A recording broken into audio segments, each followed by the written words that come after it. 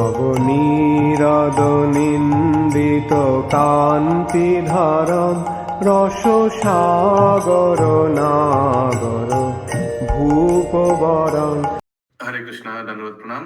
हम लोग श्रीमद् भागवतम के चौथे स्कंद में हैं। 30वां अध्याय आज हम लोग शुरू करेंगे। आज हम लोग तीसरे अध्याय में श्लोक संख्या 1 से 8 तक करेंगे। 4.3 श्रीमद् भागवतम 4.3.1 to 8 तीसरा अध्याय शुरू करेंगे हम लोग। श्रील प्रभुपाद का प्रणाम मंत्र बोलकर सब हृदय से उच्चारण कीजिए। नमो विष्णुपादाय कृष्ण पृष्ठाय भूतले श्रीमते नमस्ते सरस्वते देवे गौरवाणी प्रचारिणी निर्विशेष शून्यवादी पाश्चात्य देशतारिणी।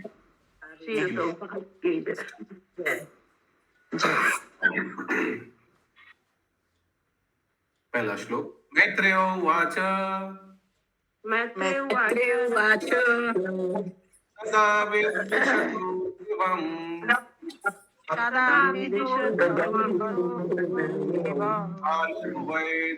वैद्रियमनायो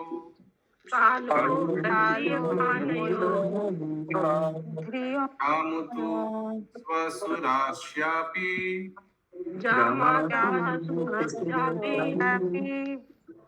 सुमहान् अतिचक्रमे।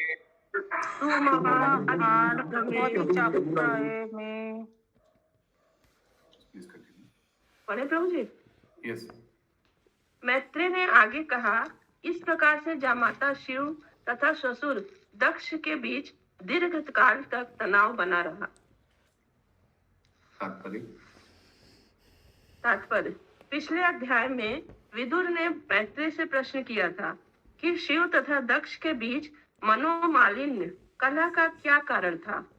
दूसरा प्रश्न है कि दक्ष तथा उनके दामाद के बीच होने वाले इस कलह से सती ने अपना शरीर नष्ट क्यों किया। सती द्वारा शरीर त्याग का मुख्य कारण यह था कि दक्ष ने दूसरा यज्ञ प्रारंभ किया जिसमें शिव को आमंत्रित नहीं किया गया। सामान्यतः जब भी कोई यज्ञ किया जाता है तो सभी देवताओं विशेषतः ब्रह्मा, शिव तथा अन्य प्रमुख देवता इंद्र तथा चंद्र को आमंत्रित किया जाता है और वे सम्मिलित होते हैं। यद्यपि प्रत्येक यज्ञ का ध्येय भगवान विष्णु को तुष्ट करना होता है। कहा जाता है कि जब तक सब देवता उपस्थित न रहे तब तक कोई भी यज्ञ पूरा नहीं होता। लेकिन दामाद तथा ससुर के बीच तनाव के होते हुए दक्ष ने दूसरा यज्ञ प्रारंभ कर दिया जिसमें शिव जी को आमंत्रित नहीं किया गया।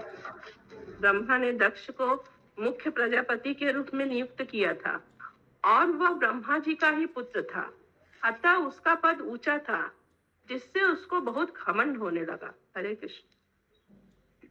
लास्ट वाला सेंटेंस बहुत इंपॉर्टेंट है। Daksha was the chief progenitor employed by lord Brahma and he was son of Brahma, so he had a high position and was very proud. एक तो ब्रह्मा जी का पुत्र है, दूसरा पर चीफ प्रोजेनिटर माने प्रजापति में सबसे चीफ है, चीफ। तो ये दो कारण के लिए उनमें बहुत घमंड था। और देखा जाए तो ये सब यज्ञ, ये सब घमंडी व्यक्ति जब आयोजन करता है यज्ञ, मेन उद्देश्य क्या रहता है? अपने को दिखाना। अपना श्रेष्ठता दिखाना, सब आकर हरि बोल करेगा, वही में।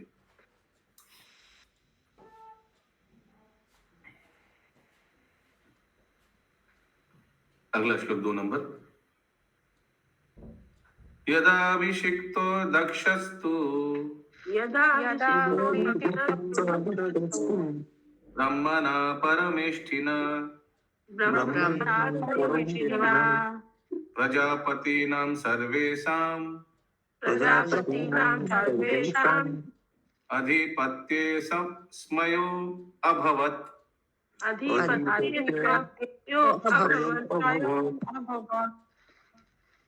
ब्रह्मा ने जब दक्ष को समस्त प्रजापतियों का मुखिया बना दिया तो दक्ष गर्व से फूल उठा। तात्पर्य।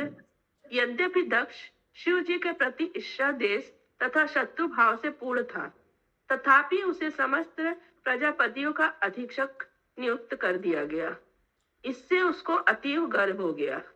जब मनुष्य को अपनी भौतिक संपदा पर गर्व हो जाता है तो वह कोई भी आपदाजनक कार्य कर सकता है।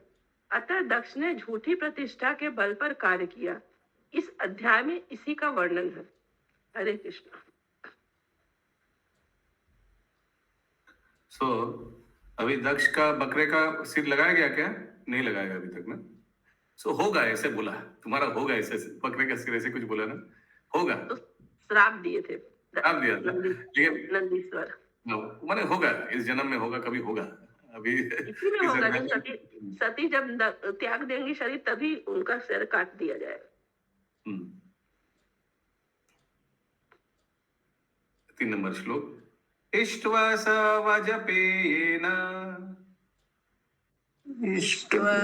श्वासवाष्पेन ब्रह्मिष्ठामभिभूय च ब्रह्मिष्ठानाभिभूय च बृहस्पति सवं नाम बृहस्पति तमं नाम समारेभे क्रतुत्तमम्। समारेभे कर्तुतमम्। अध्याय दक्ष ने वाजपेय नामक यज्ञ प्रारंभ किया और उसे अत्यधिक विश्वास था कि ब्रह्मा जी का समर्थन तो प्राप्त होगा ही। तब उसने एक अन्य महान यज्ञ किया जिसे बृहस्पति शव कहते हैं। Daksh began a sacrifice named Vajapaya. Okay. And he became excessively confident of his support by Lord Brahma. He then performed another great sacrifice named Brihaspati Sava. तात्पर्य, पहले वाला यज्ञ का कोई नाम याद है किसी को? पहला वाला यज्ञ किसी को याद है? नाम नहीं दिया था मुझे। नाम नहीं दिया था। ओके, यस माता जी बोलिए, विनीता माता जी। प्रभु जी, ये तो यहाँ पे जो ये दूसरा यज्ञ है वो वाजपेयी हुआ और फिर ये महान यज्ञ किया जिसे बृहस्पति से, मतलब क्या 3 यज्ञ हो गया? अभी तक तो 3 ही लग रहा है। पहला हुआ था, फिर अभी दूसरा और ये तीसरा। या करेक्ट। तात्पर्य, वेदों में संस्तुति की गई है कि बृहस्पति सौ नामक यज्ञ करने के पूर्व वाजपेयी यज्ञ संपन्न होना चाहिए। किंतु दक्ष ने इन यज्ञों को करते समय शिव जैसे महान भक्तों की उपेक्षा की। वैदिक शास्त्रों के अनुसार देवता यज्ञ में सम्मिलित होने तथा आहुति में भाग लेने के अधिकारी हैं, किंतु दक्ष उनकी उपेक्षा करना चाह रहा था। सभी यज्ञों का अभीष्ट भगवान विष्णु को तुष्ट करना होता है, किंतु विष्णु में उनके सभी भक्त आ जाते हैं। ब्रह्मा, शिव तथा अन्य देवता भगवान विष्णु के आज्ञाकारी दास हैं। अतः इनके बिना विष्णु कभी संतुष्ट नहीं होते। किंतु दक्ष को अपने पद का घमंड हो गया था। अतः वह ब्रह्मा तथा शिव को इस यज्ञ से यह सोचकर वंचित रखना चाह रहा था कि यदि कोई विष्णु को प्रसन्न कर ले तो फिर उनके अनुयायियों को प्रसन्न करने की कोई आवश्यकता नहीं। हरि बोल, हरि बोल। हाँ। But Daksha, being puffed up with his power, wanted to deprive Lord Brahma and Lord Shiva of participation in the sacrifice. तो पिताजी को भी नहीं बुलाया शायद। Understanding that if one satisfied Vishnu, it is not necessary to satisfy his followers. Hare Krishna. जस्टिन तुष्ट जगत तुष्ट, उसीलिए किसी को बुलाएंगे, माने इन दोनों प्रमुख को नहीं बुलाएंगे। सो ये देखिए गलत इस्तेमाल फिलोसॉफी का। आशा करता हूँ सबको समझ में आ रहा है। यस प्रभु जी। किंतु विधान ऐसा नहीं है। विष्णु चाहते हैं कि पहले उनके अनुयायी तुष्ट हो। भगवान कृष्ण ने कहा है, मत भक्त पूजाभ्यधिका, मेरे भक्तों की पूजा मेरी पूजा से श्रेष्ठ है। इसी प्रकार से शिव महापुराण में कहा गया है कि पूजा की सर्वश्रेष्ठ विधि विष्णु को आहुति प्रदान करना है, किंतु इससे भी श्रेष्ठ है कृष्ण के भक्तों की पूजा करना। इस प्रकार यज्ञों में शिव की उपेक्षा करना समुचित न था। हरे कृष्णा।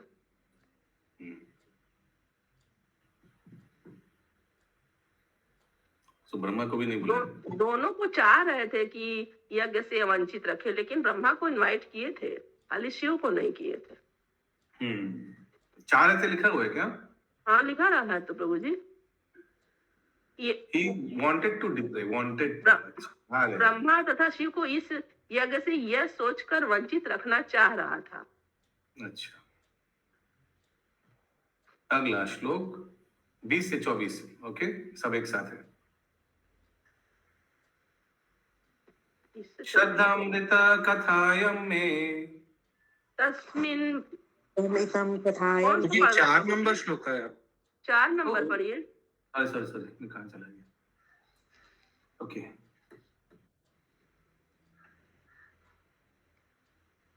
तस्मिन् ब्रह्म ऋषया सर्वे तस्मिन् सर्वे देवर्षि पितृदेवता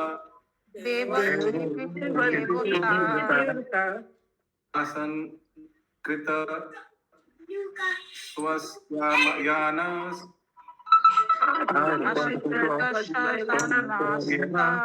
तत्पत्न्यश्च सभार्त्रिका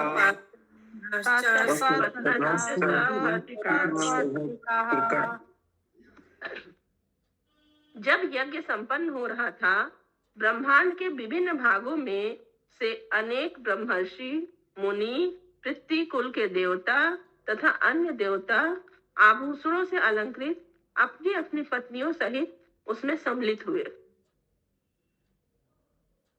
तात्पर्य: किसी भी शुभ उत्सव में, चाहे ब्याह हो, यज्ञ हो या पूजा हो, विवाहित स्त्रियों के लिए यह शुभ माना जाता है कि वे अच्छे अच्छे आभूषणों, वस्त्रों तथा अंगरागों से अपने को अलंकृत करें।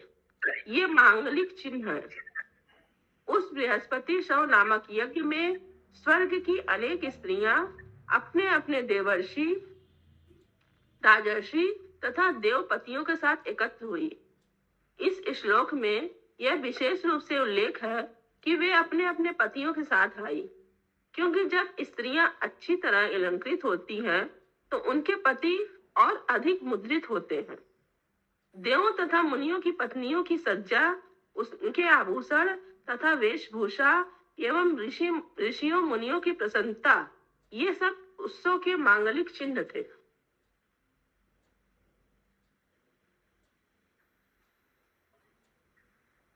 हरे कृष्ण। प्रभु जी चले गए क्या? नहीं, मैं हूं। तो ये सब क्यों श्लोक में आ रहा है, कोई बता पाएगा? वाई दिस, ये सब श्लोक क्यों दिया गया है? सबको सजे सजे देखेंगी सती जी तो उनका भी मन करेगा कि मैं भी जाऊं। हाँ, करेक्ट।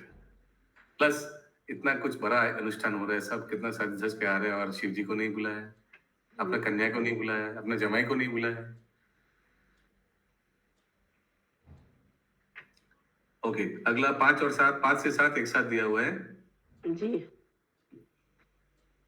तदुपाश्रित्य नाभसे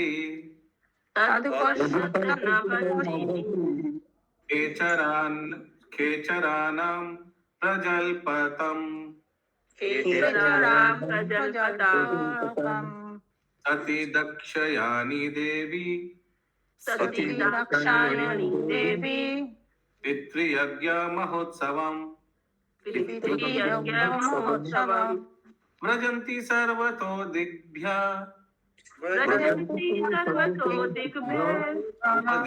वरस्त्रिया विमानयानाश्च पृष्ठ निष्कान्ति सुवासय ससा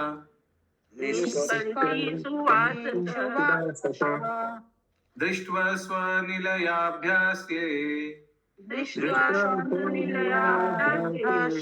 लोलक्षीर्मिष्टकुण्डल भूतपतिं देवम् औत्सुक्यात् अभ्यभाषते चता।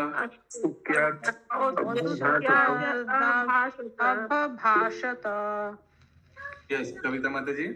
हरे कृष्ण प्रभु जी। यहाँ पर सती को कैसे मालूम चलता है ये सब जो बता रहे हैं यज्ञ में, मतलब सब जो आभूषण वगैरह के बारे में? How did she come to know about it? It's talk of the town. यज्ञ आप समझ रहे हैं ना, उनका पिताजी यज्ञ अनुष्ठान कर रहे हैं इतना बड़ा। अच्छा, आगे आएगा अभी। आकाश में देखा है। It's talk of the town. It's father कर रहे हैं first of all, and secondly it's on a large grand scale. Okay okay. अनुवाद। दक्ष कन्या साध्वी सती ने आकाश मार्ग से जाते हुए स्वर्ग के निवासियों को परस्पर बातें करते हुए सुना कि उसके पिता द्वारा महान यज्ञ संपन्न कराया जा रहा है। जब उसने देखा कि सभी दिशाओं में स्वर्ग के निवासियों की सुंदर पत्नियां, जिनके नेत्र अत्यंत सुंदरता से चमक रहे थे, उसके घर के समीप से होकर सुंदर वस्त्रों से सुसज्जित होकर तथा कानों में कुंडल एवं गले में लॉकेट युक्त हार से अलंकृत होकर जा रही हैं, तो वह अपने पति भूतनाथ के पास अत्यंत उद्विग्नता पूर्वक गई और इस प्रकार बोली। तात्पर्य, ऐसा लगता है कि शिव जी का निवास स्थान इस लोक में न होकर कहीं बाह्य अंतरिक्ष में था, अन्यथा विभिन्न दिशाओं से इस लोक की ओर आते हुए विमानों को सती कैसे देख पाती है, और विमान के यात्रियों को दक्ष के द्वारा संपन्न किए जाने वाले यज्ञ के संबंध में बातें करते हुए कैसे सुन सकती थी। सती को यहाँ पर दाक्षायणी कहा गया है क्योंकि वह राजा दक्ष की पुत्री थी। उपदेव वर्ष से तात्पर्य है निम्न श्रेणी के देवता अथा गंधर्व, किन्नर तथा उरग, जो वास्तव में देवता न होकर देवताओं तथा मनुष्यों के बीच की श्रेणी के प्राणी हैं। वे भी विमानों से आ रहे थे। तो आप लोग को क्या लगता है दक्षायणी बोलकर क्यों संबोधन किया गया? दक्ष। हाँ, लेकिन दक्षायणी बोल के क्यों यहाँ संबोधन किया गया? प्रश्न समझ में आ रहा है? जी प्रभु जी, क्योंकि वह दक्ष की पुत्री थी और दक्ष ने उनको नहीं बुलाया, बाकी सब जा रहे थे। आगे। वे भी विमानों से आ रहे थे। स्वनिलयाभ्यासी शब्द सूचित करता है कि वे उनके निवास स्थान के पास से जा रहे थे। यहाँ पर स्वर्ग के निवासियों की पत्नियों की वेशभूषा तथा उनके शारीरिक गठन का सुंदर वर्णन हुआ है। उनके नेत्र चंचल थे, उनके कुंडल तथा अन्य आभूषण चमचमा रहे थे। वे एक से एक सुंदर वस्त्र धारण किए थे और उन सबों ने अपने हारों में विशेष लॉकेट लगा रखे थे। प्रत्येक स्त्री अपने पति के साथ थी। इस प्रकार वे इतनी सुंदर लग रही थी कि सती की भी इच्छा हुई कि वे भी उसी प्रकार सज्जित होकर अपने पति के साथ यज्ञ में जाए। यह स्त्रियों की स्वाभाविक प्रवृत्ति है। सत्योवाच। सत्योवाच। प्रजापतिस्ते स्वसुरस्य सम्प्रतम्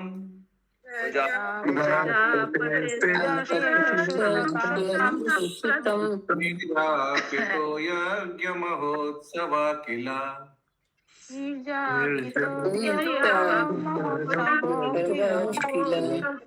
वयं च तत्राधिशरमावमाते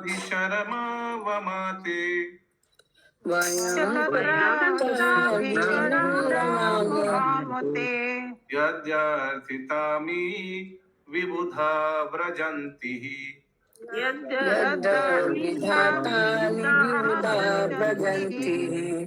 किसी का कोई प्रश्न है पिछले श्लोक से? हरे कृष्ण प्रभु। हरे कृष्ण। वो जो प्रश्न आप बता रहे थे, वो दाक्षायणी क्यों कहा गया, थोड़ा बताइए। दक्ष की कन्या है, लेकिन दक्ष की कन्या है, ठीक है, लेकिन यहाँ दक्ष की कन्या बोलकर क्यों संबोधन किया गया? तो दाक्षायणी का मतलब दक्ष की कन्या तो नहीं हो सकता। लिखा है ना प्रभु, लिखा था ना शशि माता जी? जी, सती को यहाँ पे दाक्षायणी कहा गया क्योंकि वह राजा दक्ष की पुत्री थी।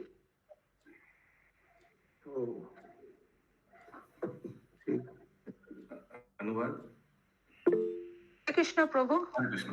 हरे कृष्ण प्रभु। श्री माता जी। আগে আগের আগের তাৎপর্যতে ওই যে বলা হয়েছে শিবের আলোয় এই লোকে নয় অন্তরিক্ষে অন্য কোথাও, তাহলে কোথায় বলেছে সেটা? সেটা বলেনি, অন- ও আচ্ছা অন্য কোথাও। আচ্ছা আচ্ছা ঠিক আছে প্রভু। अनुवाद। सती ने कहा, हे प्राण प्रिय शिव, इस समय आपके ससुर महान यज्ञ कर रहे हैं और सभी देवता आमंत्रित होकर वहीं जा रहे हैं। यदि आप कहें तो हम भी चले चले। तात्पर्य। तात्पर्य, सती को अपने पति तथा पिता के मध्य चल रहे तनाव का पता था। फिर भी सती ने अपने पति से कहा कि चूंकि उसके पिता के घर पर यज्ञ हो रहा है और इतने सारे देवता उसमें जा रहे हैं, अतः वह भी जाना चाहती है, किंतु वह अपनी इच्छा प्रत्यक्ष रूप से व्यक्त नहीं कर सकती थी। अतः उसने अपने पति से कहा कि यदि वे जाने के इच्छुक हों तो वह भी उनके साथ चल सकती है। कहने का तात्पर्य यह कि उसने अपनी इच्छा अत्यंत विनय पूर्वक अपने पति के समक्ष व्यक्त की। हरे कृष्णा। तस्मिन् भगिन्यो मम भर्तृभिः स्वके तस्मिन् भगिन्यो मम भर्तृभिः ध्रुवं गमिष्यन्ति शूरदिग्दृक्षवा ध्रुवं गमिष्यन्ति शूरदिग्दृक्षवाः। अहं च तस्मिन् भवताभिकामये अहं च तस्मिन् भवताभिकामये अहो पनीतां परिभार्यम् अर्हितुम्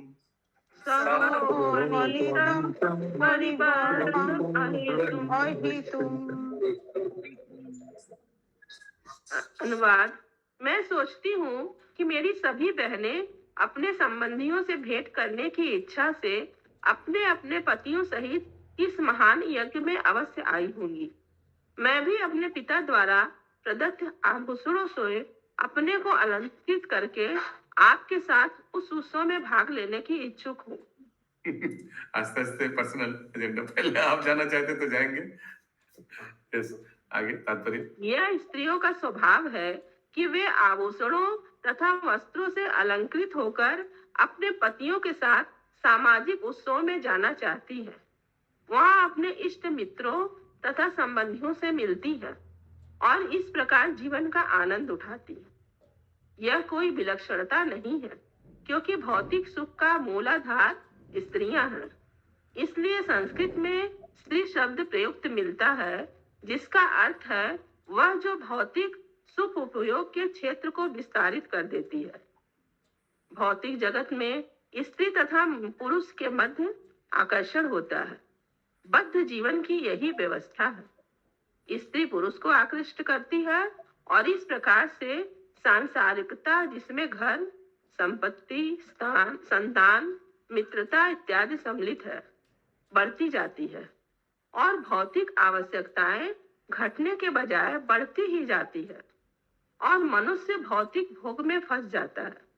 किंतु शिव जी भिन्न है, इसलिए उनका नाम शिव है। वे भौतिक भोग से आकृष्ट नहीं होते। यद्यपि उनकी पत्नी सती एक महान जननायक प्रजापति की पुत्री थी और ब्रह्मा के कहने पर शिव को दी गई थी। शिव को कोई चाह न थी, किंतु राजा की कन्या होने के नाते सती सुखोपभोग चाहती थी। वह भी अपनी अन्य बहनों के समान अपने पिता के घर जाना चाहती थी और वहां सबसे मिलकर सामाजिक जीवन का आनंद उठाना चाह रही थी। यहाँ पर उसने विशेष रूप से संकेत किया है कि वह अपने पिता से प्राप्त आभूषण पहनकर सुसज्जित होना चाहती है। उसने यह नहीं कहा कि वह पति से प्राप्त गहने पहनकर सुसज्जित होना चाहती है, क्योंकि उसके पति इन सभी मामलों के प्रति उदासीन थे। उन्हें इसका ज्ञान नहीं था कि पत्नी को किस प्रकार सजाकर उत्सव में भाग लेना चाहिए, क्योंकि वे तो महान भगवान के भाव में ही निमग्न रहते थे। वैदिक प्रथा के अनुसार कन्या को विवाह के समय दहेज दिया जाता है। अतः सती को भी अपने पिता से दहेज प्राप्त हुआ था, जिसमें आभूषण भी थे। यह भी प्रथा है कि पति भी कुछ आभूषण देता है, किंतु यहाँ पर इसका विशेष उल्लेख है कि सती का पति भौतिक संपत्ति में शून्य प्राय होने के कारण कुछ नहीं दे सका था, इसलिए वह अपने पिता द्वारा प्रदत्त आभूषणों से अपने को अलंकृत करना चाह रही थी। यह तो सती का सौभाग्य था कि पति ने उसके गहने गांजा खरीदने में नहीं फूंक दिए थे, क्योंकि जो गांजा पीने में शिव का अनुसरण करते हैं वे गृहस्थी को चौपट कर देते। वे अपनी पत्नियों की सभी संपत्ति को बेचकर गांजा पीने, नशा करने तथा ऐसी ही दूसरी आदतों में खर्च कर देते हैं। हरे कृष्णा। लेकिन शंकर जी ऐसा नहीं किए हैं माता जी। यहाँ तो प्रभुपाद ने अपना विचार व्यक्त किया ना प्रभु जी। नहीं, अपना विचार है, लेकिन एकदम समाज में तो वही है ना। हाँ, वही कि जो जी का अनुयायी सही है। घटित जो सही घटित घटना हो रहा था वही उसी का उल्लेख कर दिया। एकदम टॉन्टिंग थे प्रभु जी। यस हम लोग को दिख चलना करने के लिए। यस। हरे कृष्ण।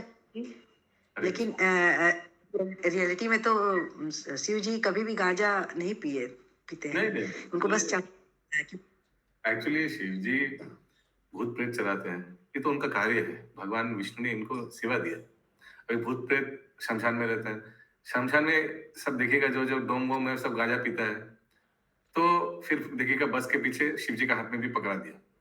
देखा आप लोग ने बस के पीछे पोस्टर में? प्रभु जी यहीं से शुरू हुआ, शिव जी के हाथ में भी पकड़ा दिया गांजा, लेकिन ये कहीं नहीं उल्लेख है। शिव जी का जटा वटा है, शमशान में जो जटा वटा भीष रहता है, सब गांजा हाथ में रहता है।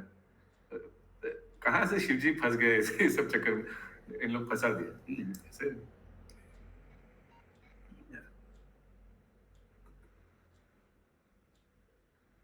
शिव जी बहाना है, उनको तो बहाना लालच था और ना हलाल से कोई माने घृणा थी, उनके लिए सब बराबर ही था।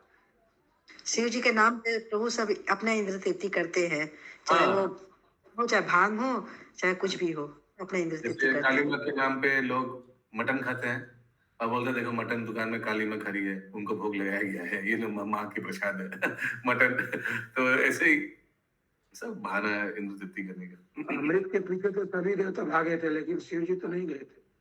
हाँ, और अवैध संग करेगा और किसको दिखाएगा? देखो ये कृष्ण भगवान भी अवैध संग कर रहे हैं, देखो अलग अलग मैरिड वुमन सब गए उनके पास केशी घाट में। हाँ, सब अलग अलग भगवान को पकड़ के बहाना मार के इंद्र तृप्ति करेगा। और जुआ के लिए किनको दिखाएंगे? देखिए पांडव लोग भी जुआ खेल रहे हैं।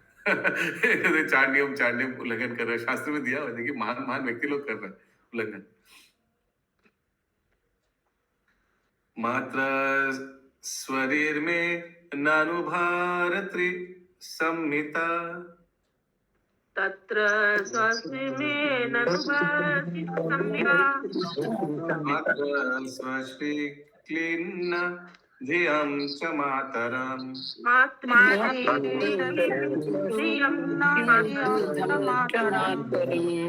रक्षे चिरोत्कण्ठमना महर्षिभिः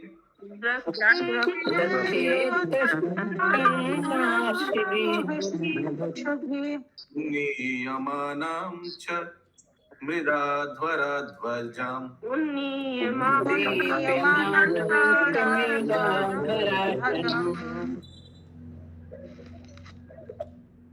अनुवाद।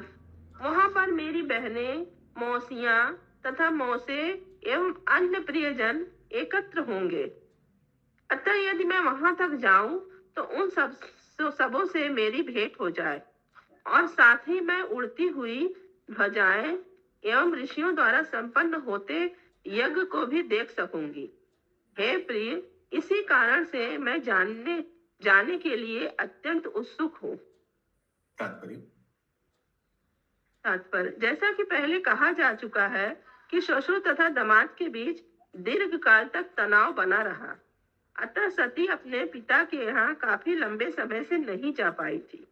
इसलिए वह अपने पिता के घर मायके जाने के लिए अत्यंत उत्सुक थी, विशेष रूप से ऐसे अवसर पर जब उसकी सारी बहनें, उसके बहनोई तथा उसकी मौसियां वहां एकत्र हुई होंगी, जैसा कि हर स्त्री के लिए स्वाभाविक है।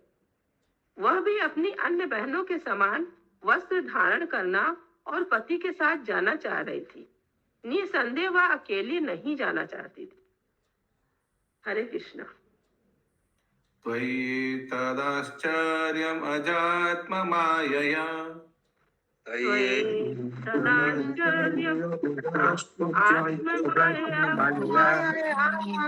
विनिर्मितं भाति गुणत्रयात्मकम्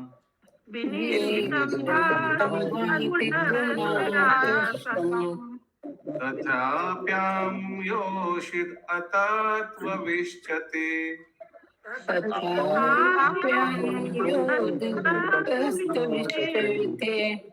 दीनादिदिक्षे भव मे भवाशितिम्।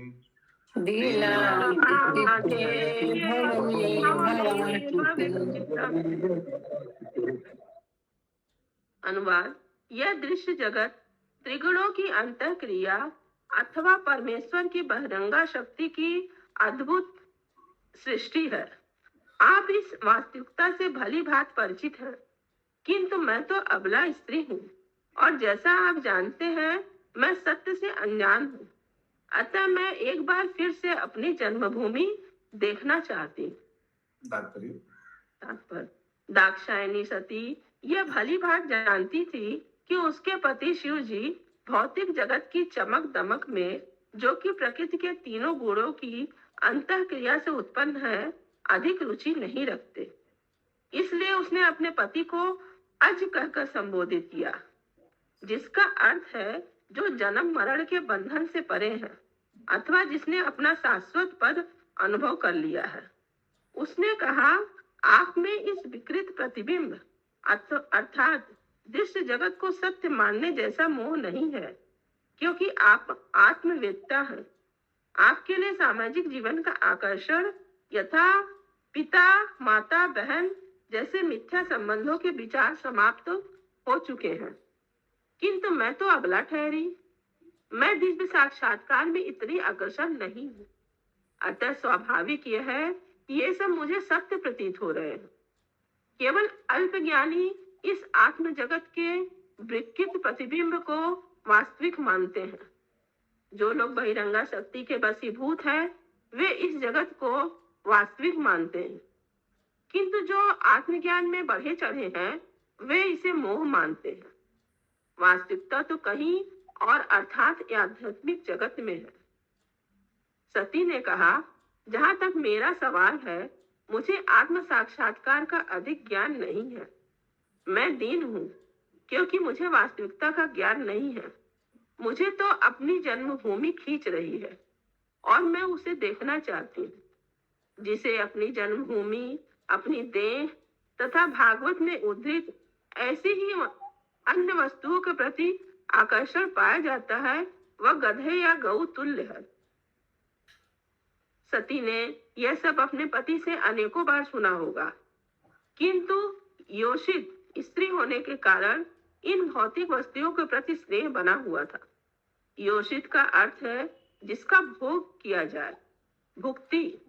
इसलिए स्त्री योषित कहलाती है। आध्यात्मिक उन्नति में योषित की संगति वर्जित है, क्योंकि योषित के हाथ का खिलौना बन जाने से सारी उन्नति रुक जाती है। कहा गया है कि जो लोग स्त्री के हाथों में खिलौने बने रहते हैं, योषित क्रीड़ा मृगेशु, वे आत्म साक्षात्कार की दिशा में प्रगति नहीं कर सकते। हरे कृष्णा। हरे कृष्ण। ग्रंथराज श्रीमद् भागवतम की जय। जय। श्रील प्रभुपाद की जय। जय। जय जय जय।